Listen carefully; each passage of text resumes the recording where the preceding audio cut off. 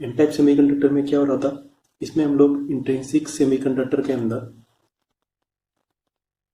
कोई भी pentavalent impurity जैसे आर्सेनिक, एंटीमनी, फॉस्फोरस में से किसी एक को मिला रहे थे। ठीक है, तो जब हम इनको मिलाते हैं, जैसे मान लो फॉर एग्जांपल हम लोगों ने फॉस्फोरस को यूज किया, तो फॉस्फोरस क्या करेगा, सिलिकॉन के किसी एक एटम को रिप्लेस कर देगा। यहाँ पे बहुत सारे फॉस्फोरस है। ठीक है, तो हम लोग तो अभी ये एक ही एटम को टारगेट कर रहे हैं कि वो कैसे वर्क कर रहा है या उसके साथ क्या हो रहा है। ठीक है, तो अपने पास ये इंट्रिंसिक सेमीकंडक्टर है, इसको मैंने थोड़ा छोटा बनाया है ना। देखो वो क्या रहा होता है कि फास्फोरस की वैलेंसी होती है 5 और सिलिकॉन की वैलेंसी होती है 4। तो जब इंट्रिंसिक स्टेट था, मतलब प्योर स्टेट था, उस समय एक सिलिकॉन ने उसके आसपास के 4 सिलिकॉन के साथ में बॉन्डिंग बना रखी है। ठीक है, ये सब कोवेलेंट बॉन्ड्स है और हर बॉन्ड में 2 इलेक्ट्रॉन है। ठीक है, अब मान लिया ये जो सेंटर वाला सिलिकॉन है, इसको एक फॉस्फोरस एटम ने रिप्लेस कर दिया। फॉस्फोरस के पास में 5 इलेक्ट्रॉन है, तो उसके जो 4 इलेक्ट्रॉन है, इन्होंने तो इन 4 सिलिकॉन के साथ में बॉन्डिंग कर ली। ठीक है, लेकिन एक इलेक्ट्रॉन रह जाएगा। ठीक है, मान लेते हैं कि ये इलेक्ट्रॉन इसके एक किसी आउटरमोस्ट सेल में या कहीं पर है। ये इलेक्ट्रॉन इस तरह से लाई कर रहा है। अब ये जो इलेक्ट्रॉन है वो यहाँ पर लेटिस में खाली जगह पर मूव करने के लिए फ्री है। अब इसी चीज को हम लोग एनर्जी बैंड के बेसिस पर कैसे समझते हैं। देखो अपने पास में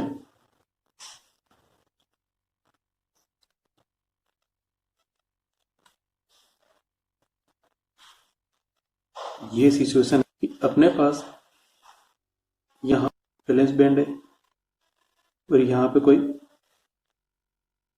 कंडक्शन बैंड है। ठीक है, अब जब हमने फॉस्फोरस को यहाँ सेट किया है, जब हमने एक सिलिकॉन को फॉस्फोरस से रिप्लेस किया है, तो इसका ये जो इलेक्ट्रॉन है, ये एनर्जी बैंड के बेसिस पर क्या बोला जाएगा कि ये इलेक्ट्रॉन कंडक्शन बैंड में आ गया है। ये इस तरीके से बोला जाएगा, इलेक्ट्रॉन किस में आ गया है, कंडक्शन बैंड में। ये बात समझ में आ रही है। ठीक है, यहाँ तो हम लोग ये बोलते हैं कि ये इलेक्ट्रॉन मूवमेंट करने के लिए फ्री है, ये फ्री इलेक्ट्रॉन है। और यहाँ पर हम लोग ये बोलते हैं कि ये इलेक्ट्रॉन वैलेंस बैंड से, बिकॉज ये पहले तो कोवेलेंट बॉन्ड ही बनाएगा, है ना, फिर उसके बाद ही इलेक्ट्रॉन फ्री होगा ना। तो हम लोग इसको इसी तरीके से बोलते हैं कि इलेक्ट्रॉन वैलेंस बैंड से कंडक्शन बैंड में आ गया है। अच्छा देखो यहाँ पर ये जो फॉस्फोरस है, इस फॉस्फोरस ने इलेक्ट्रॉन कंडक्शन बैंड में दिया है। तो ये जो फॉस्फोरस है ये किस टाइप की इंप्योरिटी बोली जाएगी, ये फॉस्फोरस डोनर टाइप की इंप्योरिटी बोली जाएगी।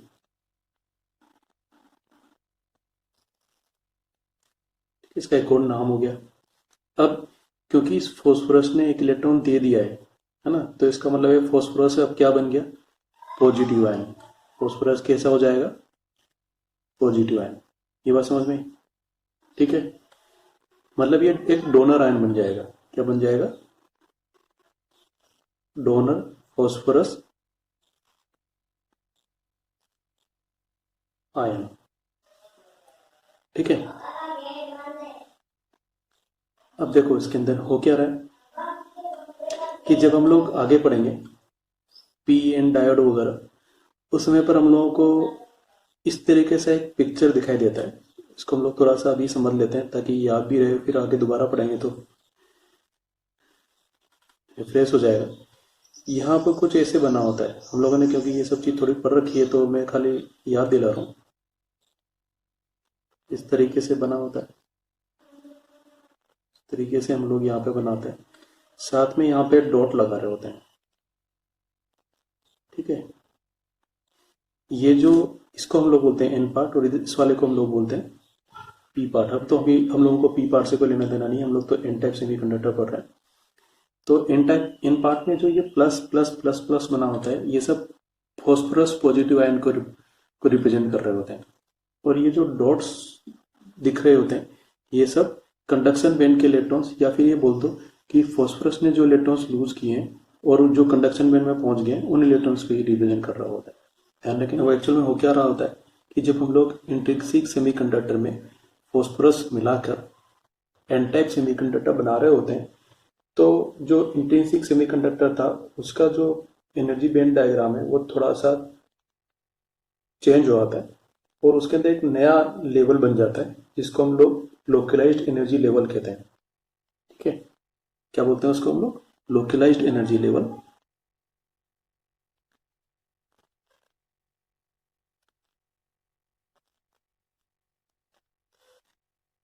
ठीक है, और जो इलेक्ट्रॉन ये फॉस्फोरस देता है, ठीक, वो इलेक्ट्रॉन इस लोकलाइज्ड एनर्जी लेवल में होता है।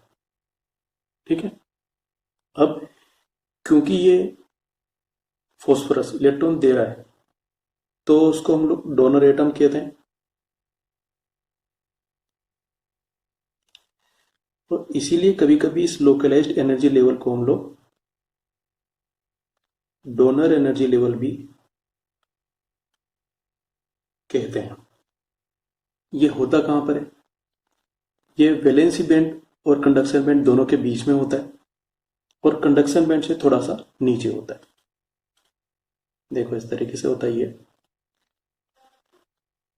ये अपने पास मान लो वैलेंस बैंड है, ठीक है, और यहां पर कहीं पर हमारे पास में मान लो कंडक्शन बैंड है, तो ये यहां पर कंडक्शन बैंड के नजदीक कहीं पर होता है। इसको हम लोग डी से शो करते हैं। और सिलिकॉन और जर्मेनियम के लिए इसका जो डिफरेंस आता है, मतलब ये वाले पॉइंट कंडक्शन बैंड के लोवेस्ट पॉइंट और ईडी के बीच में जो ये एनर्जी गैप है, इसकी वैल्यू जर्मेनियम के लिए 0.01 इलेक्ट्रॉन वोल्ट होती है और सिलिकॉन के लिए इसकी वैल्यू 0.05 इलेक्ट्रॉन वोल्ट होती है। जो फॉस्फोरस ने इलेक्ट्रॉन दिया है, ठीक है, वो इलेक्ट्रॉन यहां पर होता है, लोकलाइज्ड एनर्जी लेवल पर होता है। अब इस इलेक्ट्रॉन को कंडक्शन बैंड में शिफ्ट करने के लिए हम लोगों को खाली इतनी सी एनर्जी की जरूरत पड़ती है जो आसानी से रूम टेम्परेचर पर अवेलेबल हो जाती है। आई बात समझ में? तो एक तो इलेक्ट्रॉन फॉस्फोरस एटम के कारण से जंप करके यहां पर आ रहा है, दूसरा रूम टेम्परेचर पर कुछ इलेक्ट्रॉन वैलेंस बैंड से जंप करके भी यहां पर आ रहा है। ठीक है, और उसके कॉरस्पॉन्डिंग वैलेंस बैंड में होल भी बन रहा होता है। ये बात समझ में? तो अब इसके अंदर ओवरऑल क्या हो रहा होता है कि number of electrons conduction band में वैलेंस बैंड में नंबर ऑफ होल्स के कंपैरिजन में काफी ज्यादा हो जाते हैं। ठीक है, अच्छा, अब जब यहां पर वैलेंस बैंड से एक इलेक्ट्रॉन जंप करके कंडक्शन बैंड में जा रहा है और यहां पर होल बन रहा है, तो जो बात हम लोगों ने पहले की थी कि जब इलेक्ट्रॉन होल पेयर जनरेट हो रहे होते हैं तो उनका रिकॉम्बिनेशन भी साथ साथ हो रहा होता है।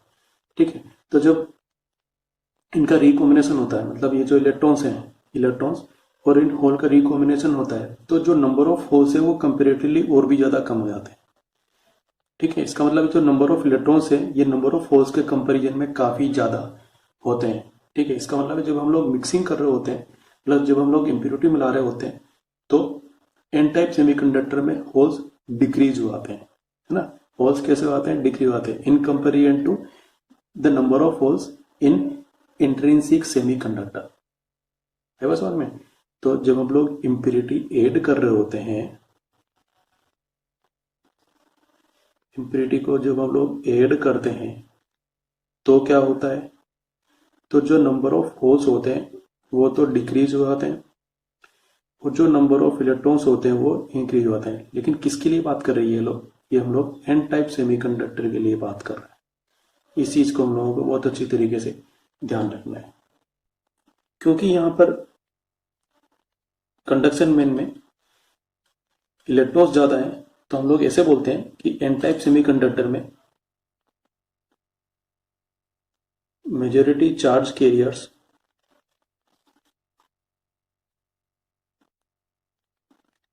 क्या होते हैं? इलेक्ट्रॉन्स। और माइनॉरिटी चार्ज कैरियर्स क्या होते हैं?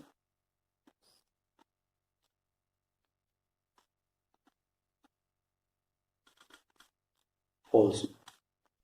यहाँ पे ये भी बात ध्यान रखने की है कि ऐसा नहीं है कि एन टाइप सेमीकंडक्टर में चार्ज कैरियर्स खाली इलेक्ट्रॉन ही होते हैं, दोनों चार्ज कैरियर्स होते हैं, लेकिन इलेक्ट्रॉन ज्यादा होते हैं, होल्स कम होते हैं।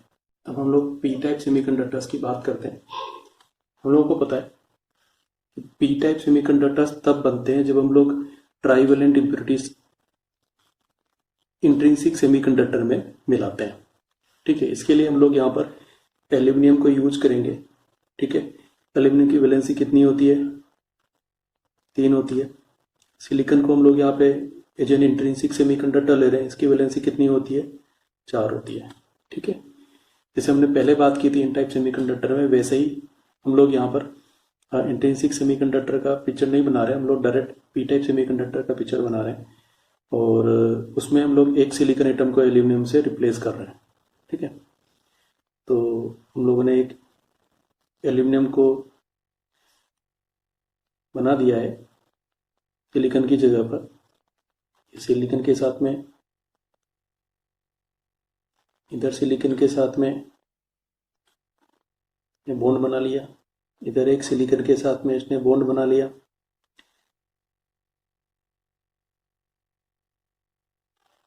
इधर एक सिलिकॉन का खुद का इलेक्ट्रॉन है, लेकिन इसके पास तो कोई इलेक्ट्रॉन है नहीं, क्योंकि इसके पास तो वैलेंसी कितनी थी?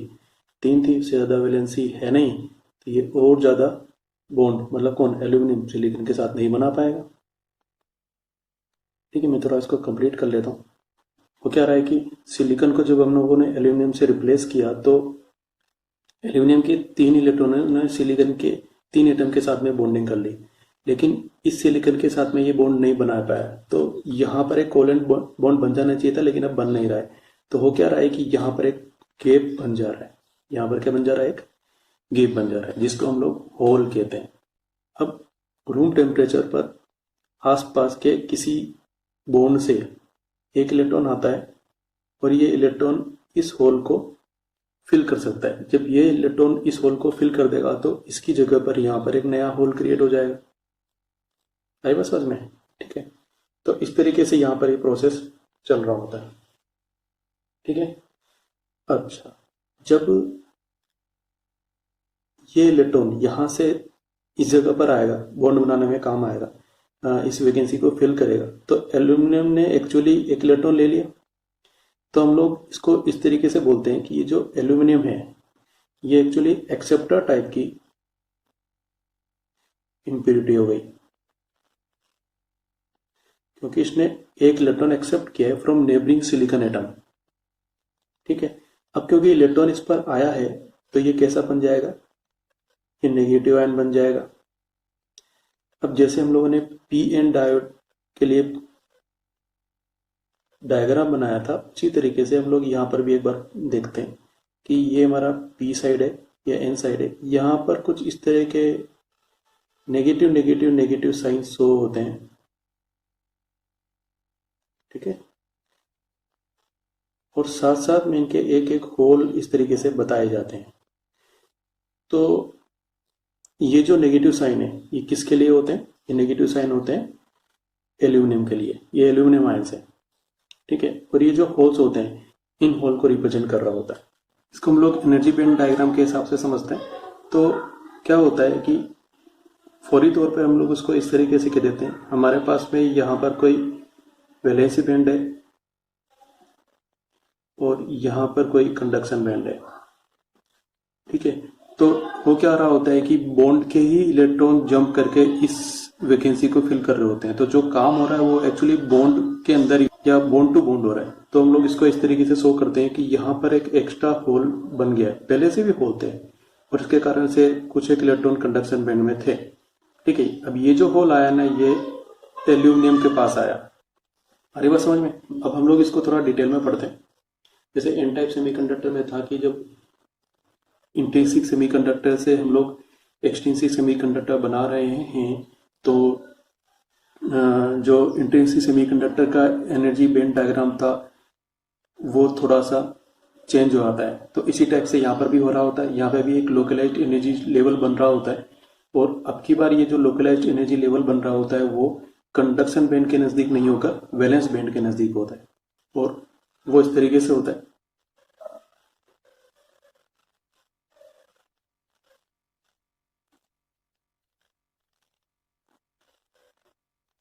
ये अपने पास वैलेंस बैंड है, यहाँ पे अपने पास में कंडक्शन बैंड है, यहाँ पर इसके पास में एक लोकलाइज्ड एनर्जी लेवल होता है, इसको हम लोग ई ए से रिप्रेजेंट करते हैं। क्यों? क्योंकि ये एक्सेप्टर एटम के कारण से था, तो इसको हम लोग लोकलाइज्ड एनर्जी लेवल भी कह सकते हैं, या इसको हम लोग एक्सेप्टर एनर्जी लेवल भी बोल सकते हैं। ठीक है, अब क्या हो रहा होता है कि वैलेंस बैंड से कोई इलेक्ट्रॉन, जैसे ये इलेक्ट्रॉन यहां से जंप करके इसमें आ गया था, तो हम लोग इसको यहां पर इस तरीके से बोलते हैं कि वैलेंस बैंड से कोई इलेक्ट्रॉन जंप करके लोकलाइज्ड एनर्जी लेवल में पहुंच गया या एक्सेप्टर एनर्जी लेवल में पहुंच गया, और उसकी जगह पर यहां पर एक होल बन गया, और होल बनने के साथ साथ में एल्यूमिनियम नेगेटिव आयन भी बन गए। ये इस तरीके से होता है। ठीक है, अब इतनी सी हम लोगों को रूम टेम्परेचर पर केवल इतनी सी एनर्जी की जरूरत पड़ती है, और ये भी एनर्जी जैसे एन टाइप सेमीकंडक्टर में था वैसे ही बहुत ज़्यादा कम होती है। जर्मेनियम के लिए जो एनर्जी होती है ये 0.01 इलेक्ट्रॉन वोल्ट होती है, और सिलिकॉन के लिए ये एनर्जी 0.05 इलेक्ट्रॉन वोल्ट ही होती है। तो रूम टेम्परेचर पर ये बहुत इजीली पॉसिबल होता है। ठीक है, तो जो नॉर्मली डाउट रहा करता है वो डाउट ये रहा करता है स्टूडेंट्स में कि एन टाइप सेमीकंडक्टर और पी टाइप सेमीकंडक्टर में जो लोकलाइज्ड एनर्जी लेवल बन रहा है ये किधर बन रहा है। तो हम लोगों को इस टॉपिक को थोड़ा ध्यान से समझना है। एन टाइप और पी टाइप में, एन टाइप में तो वो कंडक्शन बैंड के नज़दीक बनता है, पी टाइप में ये वैलेंस बैंड के नज़दीक बनता है। ठीक है, दोनों में जो डिफरेंस होता है, मतलब यहाँ पर वैलेंस बैंड और एक्सेप्टर एनर्जी लेवल, और वहाँ पर कंडक्शन बैंड और डोनर एनर्जी लेवल, दोनों में जो गैप रहता है वो बहुत ही ज़्यादा कम रहता है। यहाँ पर क्या हो रहा होता है, यहाँ पर कोई भी एक्स्ट्रा इलेक्ट्रॉन वैलेंस बैंड से निकलकर कंडक्शन बैंड में नहीं आता। बस इतना हो रहा होता है कि वैलेंस बैंड से इलेक्ट्रॉन लोकलाइज्ड एनर्जी लेवल या एक्सेप्टर एनर्जी लेवल पर पहुंच जाता है, जिसके कारण से वैलेंस बैंड में एक एक्स्ट्रा होल आ जाता है। एक्स्ट्रा होल बोल रहा हूँ मैं, पहले से भी कुछ ना कुछ होल तो थे ही ना, पहले से भी यहाँ पर एक होल था, तो यहाँ पर एक इलेक्ट्रॉन था, ये तो पहले से भी अवेलेबल था, लेकिन अब एक्स्ट्रा होल भी आ गया है। इसलिए पी टाइप सेमीकंडक्टर के अंदर नंबर ऑफ होल्स जो होते हैं वो नंबर ऑफ इलेक्ट्रॉन्स के कंपैरिजन में ज़्यादा होते हैं। ठीक है, अच्छा यहाँ पर इसको इस तरीके से भी बोला जाता है कि जब इलेक्ट्रॉन होल पेयर बन रहे हैं, है ना, ठीक है, जब यहाँ पर इलेक्ट्रॉन होल पेयर बन रहे हैं तो उनका रिकॉम्बिनेशन भी हो रहा होता है। ठीक है, इलेक्ट्रॉन होल पेयर तो इंट्रिंसिक सेमीकंडक्टर के अंदर बन ही रहा था। ठीक है, जब हम लोग इम्प्योरिटी को मिला रहे हैं तब इलेक्ट्रॉन होल पेयर नहीं बन रहे एक्चुअली। ठीक है, खाली इलेक्ट्रॉन इधर से उधर शिफ्ट हो रहा है और हमारे पास में एक्स्ट्रा होल आ गए हैं।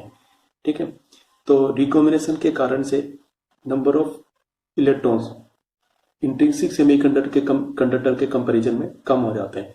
तो जब हम लोग एक्सेप्टर इम्प्योरिटीज में मिलाते हैं या एल्यूमिनियम हम लोग इसके अंदर ऐड करते हैं, तो उसका इफेक्ट क्या होता है कि नंबर ऑफ होल्स तो बढ़ जाते हैं और नंबर ऑफ इलेक्ट्रॉन्स कम आते हैं। किसके कंपैरिजन में? इंट्रिंसिक सेमीकंडक्टर के कंपैरिजन में। ये हमारे लिए इंपॉर्टेंट है। ये ऐसा ही एन टाइप सेमीकंडक्टर में भी हम लोगों ने पढ़ा था, इंपॉर्टेंट है।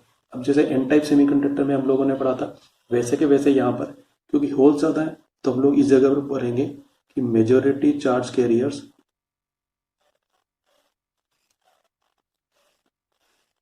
क्या बन गए? होल हो गए। और माइनॉरिटी चार्ज कैरियर्स क्या बन जाएंगे? बताओ। ये इलेक्ट्रॉन्स हो जाएंगे। ये बात हम लोगों को अच्छे से याद रखनी है।